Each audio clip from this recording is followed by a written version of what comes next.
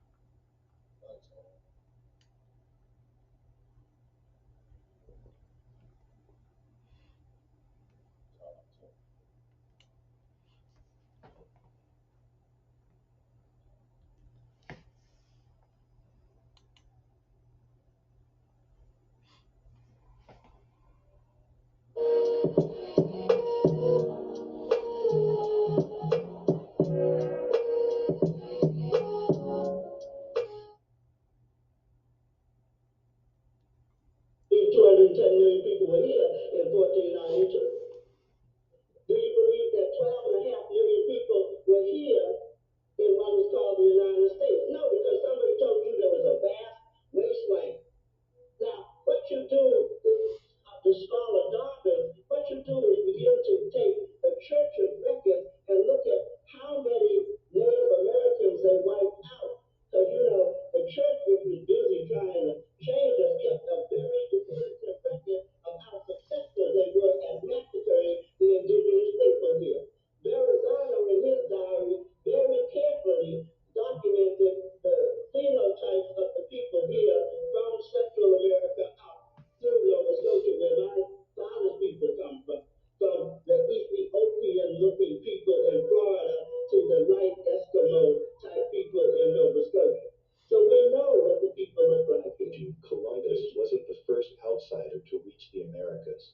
What if the real story is that Africans, Moors from North Africa and Spain, sailed here hundreds of years before 1492, trading, building, and leaving behind evidence that's been ignored or erased?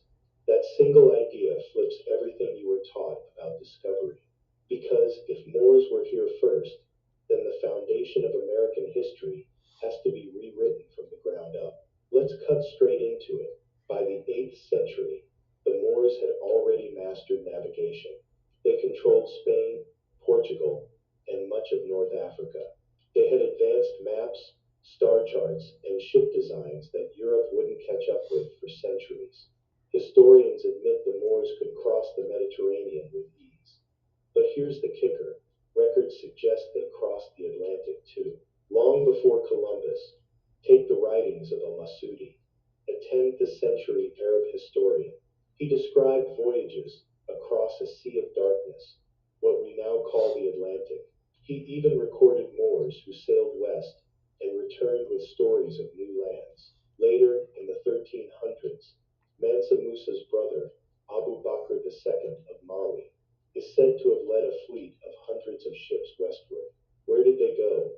The Americas. Scholars laugh it off, but native oral histories in places like Mexico and the Caribbean mention black men who came from the east in great boats. Coincidence or missing history? Archaeology adds weight to this. Stone carvings in Mexico show African features: thick lips, broad noses, centuries before Columbus. The famous Olmec heads, mainstream scholars wave them off as stylized, but they look unmistakably African.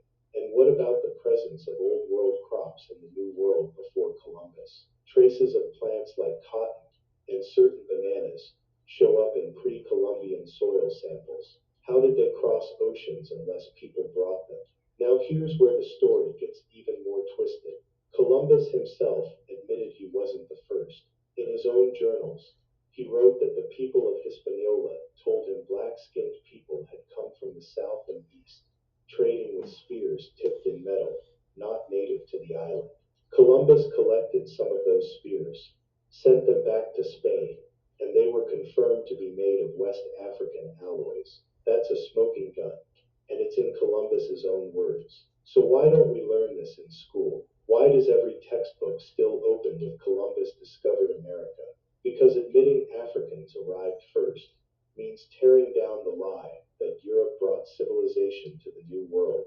It means admitting Africa wasn't a continent of backward tribes, but a center of science, exploration, and power. And that doesn't fit the colonial story. Erasing the Moors erases the proof that black people shaped global history long before slavery. But let's step back. Who exactly were these Moors that supposedly touched America first? They were North Africans, Berbers, Arabs, and black Africans who spread into Spain in 711 AD. They built universities, mapped the stars, and developed technologies that Europe later borrowed during the Renaissance. By the 1400s, Moorish sailors had access to maps showing the Americas, maps like the Piri-Reis chart, which mysteriously depicted parts of South America with shocking accuracy before Columbus supposedly found. Were those maps based on Moorish voyages? Evidence points to yes. And here's a detail most people miss: the very ships Columbus used.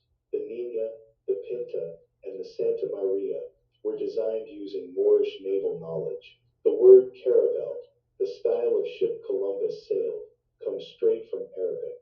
Without Moorish designs, Columbus never would have made it across. Think about that. Even the so called discovery of America rests on Moorish science. So, what does this mean? It means the idea of Columbus as a lone genius explorer is a myth. It means African navigators had already crossed, traded, and maybe even settled in parts of the Americas long before Spain funded Columbus's voyage. And it means African presence in the New World didn't start with slavery. It started with exploration, science, and power. And that's where things get even wilder. Because if the Moors reached the Americas before Columbus, then traces of their presence should still be here. Architecture, language, cultural echoes, signs that point to who was really first. And as we'll see in the next part, those traces are hiding in plain sight across the Americas, buried under centuries of lies. So let's follow the trail. The question isn't whether the Moors got here first. The question is how much of their presence is still with us today. If the Moors really crossed the Atlantic before Columbus, then they had to leave something behind. Ideas vanish, but stones, artifacts, and culture remain. And when you look closely, the Americas are filled with fingerprints that don't match the official story. Let's start with the Olmecs. These were one of the earliest major civilizations in Mexico, flourishing between 1200 and 400 BC, long before Columbus. Their most famous relics are the colossal stone heads, weighing up to 40 tons, scattered across sites like La Venta and San Lorenzo. Scholars say they represent local rulers. But here's the problem: their features: broad noses, full lips, and rounded faces that don't look like the people usually depicted in Mesoamerican art. They look African. The explanation given by mainstream archaeology: coincidence. But how many coincidences do we allow before calling it evidence? Columbus did not discover America. How you can discover a place where the inhabitants are watching you arrive from the shore? There are actually many other mariners before Columbus that discovered America as well. Decades earlier, even eons earlier, many of these pre-Columbian explorers might have come from Africa. Out that Columbus himself was aware that African mariners had preceded him. In his diary of his second voyage, Columbus tells of how the natives of Hispaniola actually had given him gold-tipped metal spearheads that they said were brought by black-skinned people who had come in large boats from the south and southeast. Coincidence? I think not. No. Mali's Emperor Abu Bakr II launched an expedition in the 1300s, 2,000 ships sailing west into the Atlantic. Arab historians recorded it, and crops from Africa like yams and bananas show up in the Americas before Columbus. Abu Bakr didn't vanish, he paved the way. Columbus came 200 years later and got the credit. The real first transatlantic explorer wasn't European, it was African. Eventually, maybe you actually say when the teacher says Christopher Columbus discovered America and he had those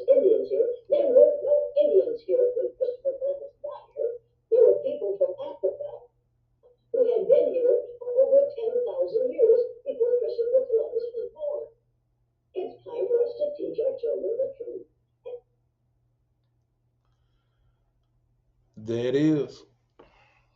There it is. It's time for us to teach our children the truth. Shout out to her. Real talk. So what compelled me to put this information together? I was having a debate with one of the good brothers in the community. And some of the statements the good brother made was very discouraging. You know what I mean? Like it shocked me to know that, what to learn that people have an issue with the fact that there were black people here in these Americas long before Columbus, and that just blew my mind that was an issue. Now I'm introducing this information to some, but large portion of us already know. We know what the score is. So before I get out of here, I want to say, man, listen. Now's the time for you to challenge everything that you think you know. Y'all catch that? Challenge everything. Challenge everything. All right, it's your man, Rod Regal. It's another Regal Rants. This one was before colonization. All right, I'm gone. We're going to do another one. Peace to the planet.